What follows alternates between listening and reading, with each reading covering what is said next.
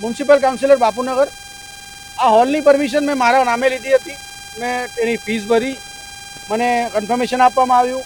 હોલમાં મેં ડેકોરેશન વાળાને મોકલ્યા ત્યારે મને આ લોકોએ કીધું કે તમારી પરમિશન કેન્સલ કરવામાં આવી છે અને આજ સવારે 11 વાગે મને કહેવામાં આવ્યું કે તમારે 2 વાગ્યાનો પ્રોગ્રામ છે પણ તમને હોલ ભાડે નહીં મળે। એટલે હું ડીવાયએમસીને મળ્યો, ડીવાયએમસીને મેં ચર્ચા કરી તો ડીવાયએમસી એવી રજૂઆત કરી કે ભાઈ પીઆઈનો આ લેટર આવ્યો છે એટલા માટે અમે તમને પરમિશન નથી આપતા।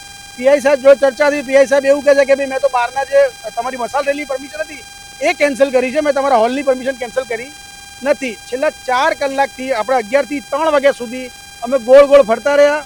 ડીવાયએમસીને મળ્યા, કમિશનરને મળ્યા, પછી અમદાવાદ શહેરના કમિશનરને મળ્યા, જેસીબીને મળ્યા, બધાને મળ્યા।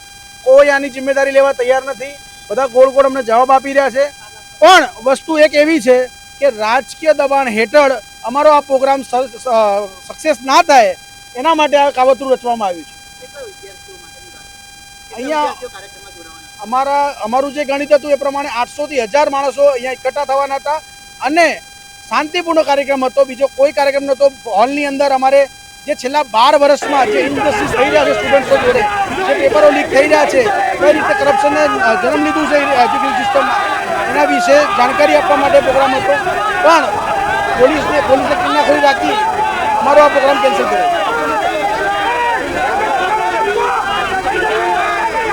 Municipal councillor Bapunagar. આ હોલની પરમિશન મેં મારા નામે લીધી હતી, એની ફીસ